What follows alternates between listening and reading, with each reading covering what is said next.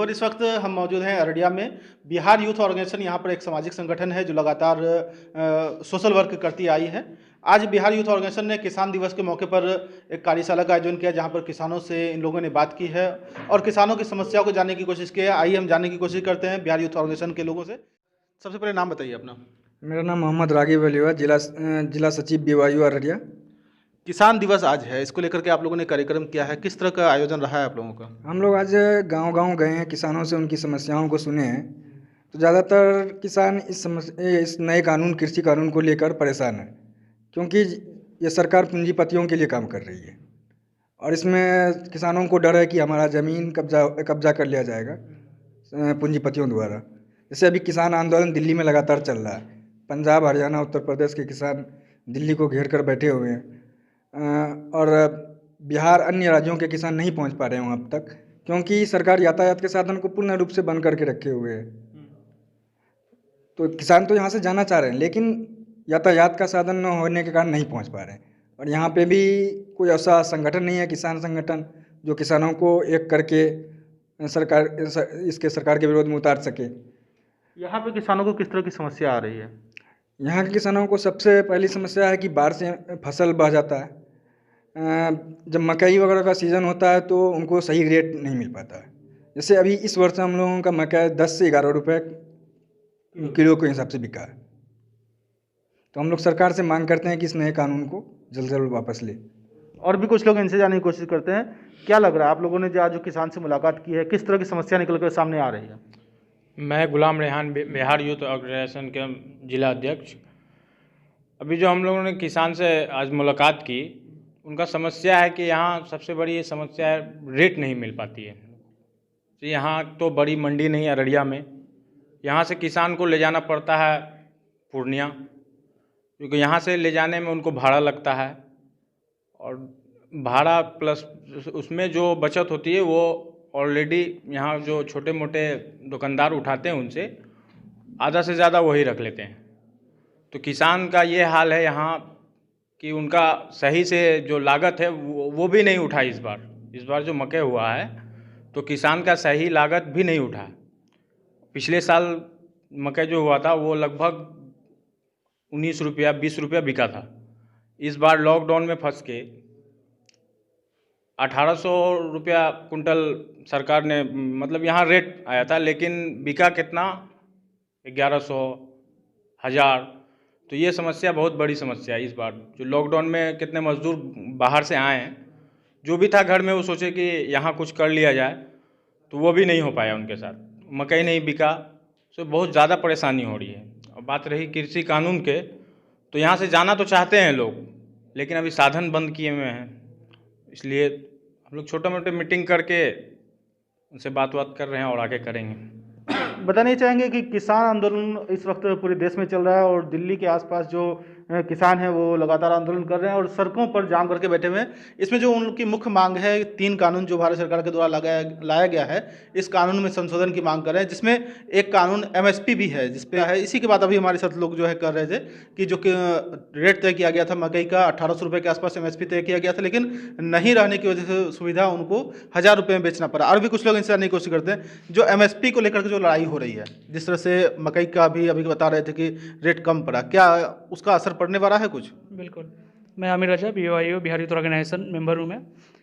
जैसा कि आप सभी जान रहे हैं, बिहार यूथ ऑर्गेनाइजेशन लगातार यहाँ पे ऑर्गेनाइजेशन जो है काम कर रही है, समाज में सामाजिक काम कर रही है। और इस बार जो समस्या चल रहा है, लोग किसान का जो कानून आई है, काला कानून, सारे किसान इस पर विरोध कर रहे हैं। जैसा कि आपने कहा कि MSP का भी उसमें एक कानून है और वाकई इस पर असर पड़ रहा है। सरकार जो कानून लाई है उससे किसानों पे असर पड़ रहा है और बहुत ज़्यादा पड़ रहा है, क्योंकि ये जो आप MSP है, मिनिमम सपोर्टिंग प्राइस है किसान के लिए, वो एक ऐसा प्राइस था जिस पे किसान को कोई भय नहीं था। उनको लगता था कि सरकार उसके लिए एक मिनिमम प्राइस तय करे कि जो वो अनाज उपजाते हैं उनके लिए सरकार ये एक मिनिमम प्राइस देगी, ताकि उनको अगर कोई भी किसी भी तरह का दिक्कत होता है मार्केट से तो सरकार उसको उस रेट में खरीदेगी। ये एक MSP है, मिनिमम सपोर्टिंग प्राइस। लेकिन अगर सरकार इस चीज़ को हटा देती है तो इससे किसानों का बहुत सा नुकसान होता है। जैसे मैं एग्जांपल देता हूँ आपको। उद्योगपति कंपनियां हैं जो कि मान लीजिए एक पार्ले है, आती है सरकार तो हालांकि सरकार तो खैर सबके विरोध इसे सपोर्ट में ही काम कर रही है, उद्योगपति के सपोर्ट में। वो आती है, एक बड़ा फार्म खरीदती है, एक बड़ा लैंड खरीदती है, उसको लीज पे लेती है और किसानों से बोलती है कि हमें यहाँ पे अनाज आप उगा के दीजिए, ठीक है, आप उगा के दीजिए। किसानों ने उस चीज़ को उगाया, लेकिन कल को अगर वो उद्योगपति कंपनियाँ बोलती है कि ये आपका हम 10 रुपये नहीं लेके हम 5 रुपये में लेंगे, तो मिनिमम सपोर्टिंग प्राइस जो है किसान का वो तो खत्म है। सरकार ने तो उसे लगाया ही नहीं, वो तो ऑलरेडी खत्म कर दिया। ये किसान तो फंस गए, क्योंकि उन्होंने जो इतना अनाज उगाया वो तो बर्बाद करेंगे नहीं, तो जो लागत था उनका उससे भी कम रेट में उनको उद्योगपति को देना पड़ेगा, तो वो यहाँ फंस जाते हैं इस हिसाब से। तो किसान के लिए बहुत ज़रूरी है कि MSP हो, ताकि उनका जो अपना एक डर है वो ख़त्म हो सके, क्योंकि किसान तो ऐसे ही लाचार रहते हैं बेचारे, वो अन्नदाता हैं और उनसे ही पूरा देश एक तरह से चल रहा है देखा जाए तो, ठीक है। और उस पर इस तरह का जो अत्याचार हो रहा है तो ऑब्वियस सी बात है किसान विरोध करेंगे, जो किसान समझ पा रहे हैं। और बहुत से गांव के लोग भी, हम लोगों ने गांव जाकर किसानों से बात की, इस समस्या के बारे में जानना चाहा कि क्या समस्या आपके साथ आ रही है, तो बहुत से किसानों ने हमें यही जवाब दिया कि MSP वगैरह जैसा कानून है जिससे हम लोग एकदम बहुत तरह से बर्बाद हो जाएंगे, कल को हम लोग खत्म लुट जाएंगे। तो कल को ऐसा हो जाएगा कि हम लोग को मतलब ज़बरदस्ती बंधुआ मजदूर बना के काम कराया जाएगा, क्योंकि जब MSP हट जाएगा तो हम लोग क्या करेंगे, ज़बरदस्ती काम करेंगे और जो रेट मिलेगा उद्योगपतियों से वो हम लोग को लेना पड़ेगा। हम लोग तो लाचार हैं, हम लोग को दूसरा काम भी नहीं आता है, किसान है, सिर्फ खेती ही कर सकते हैं, तो वो लाचार होकर हम लोग काम करेंगे, तो इसलिए इसका विरोध कर रही है। और आप देखिए कि विरोध इस स्तर तक है कि इस ठंड में, इस कड़ाके की ठंड में भी लोग दिल्ली के चारों ओर बॉर्डर ओर बैठे हुए हैं, कितने लोगों की जान चली गई इस पर, फिर भी लोग डट के बैठे हुए हैं। क्यों? ऐसा नहीं है कि लोग बेवकूफ़ हैं, बहुत सारे हमारे एक्टिविस्ट भी हैं जो कि बहुत ज़्यादा एजुकेटेड हैं, वो लोग भी इसमें लगे हुए हैं किसानों के साथ, जो कि किसान को आंदोलन को लेकर उठाते हैं, वो भी इसके साथ है। सरकार को लगता है कि लोग बेवकूफ़ हैं, लोग जाहिल हैं, कोई उन्हें बहका रही है, कोई उनको बरगला रही है, ऐसा नहीं है। लोग जिनके साथ मुसीबत होता है वो खुद इस चीज़ को समझते हैं और वही उसके लिए लड़ते भी हैं। तो बस मेरी तो यही सरकार से विनती है, सरकार से अनुरोध है कि आप इस चीज़ को इधर उधर घुमाएं नहीं, किसानों को बेवकूफ़ ना बनाएं। किसान मजबूर हैं, बेवकूफ़ नहीं है, तो उन्हें बेवकूफ़ ना बनाएं। और उनको जो उनकी जो मांग है काला कानून को लेके कि उनको वापस लिया जाए, तो आप उनसे वापस ले लें, क्योंकि ये किसान के हित में नहीं है। किसान समझ सकते हैं इस चीज़ को। बिहार यूथ ऑर्गेनाइजेशन जिस तरह से काम कर रही है, जो ग्रामीण क्षेत्रों में लोगों को जागरूकता किया जा रहा है, किस तरह का आयोजन किया गया? देखिए, आयोजन है कि हम लोग कुछ टीम बना के, बिहार यूथ ऑर्गेनाइजेशन की कुछ टीम है अररिया डिस्ट्रिक्ट की, जो कि किसानों के साथ जाके मिल रही है, उनसे बात करना चाह रही है। बहुत सारे किसान हैं जो आर्थिक रूप से कमज़ोर हैं, क्योंकि जो लॉकडाउन आया है, लॉकडाउन में तो ऐसे ही किसान की हालत तोड़ दी है। बड़े बड़े बिजनेस वाले का भी ये हाल है कि वो लोग मतलब कमर टूट गया उनको, ये तो किसान की क्या बात बोलना, वो तो ऑलरेडी बेखबर है बेचारे, हमेशा लाचारी रहते हैं, हमेशा पैसों की ज़रूरत उनको होती रहती है।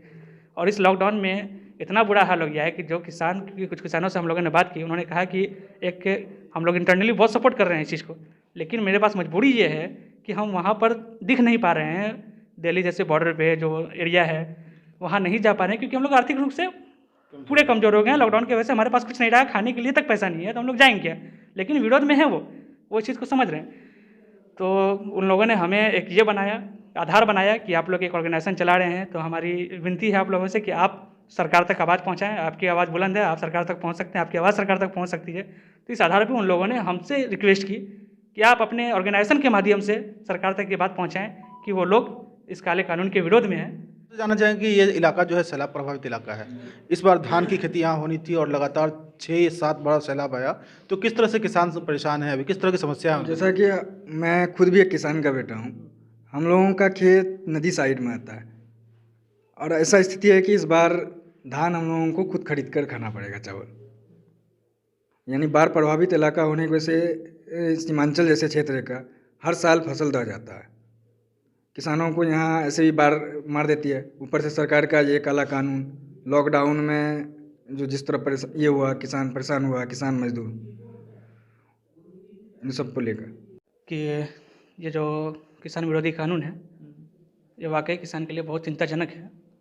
और क्योंकि आज किसान दिवस भी है, तो हम लोगों ने सोचा कि आप मीडिया के माध्यम से सरकार तक ये बात पहुंचाई जाए, क्योंकि आप लोग ही एक पहल हैं जिससे हमारी आवाज़ वहाँ तक पहुँच सकती है।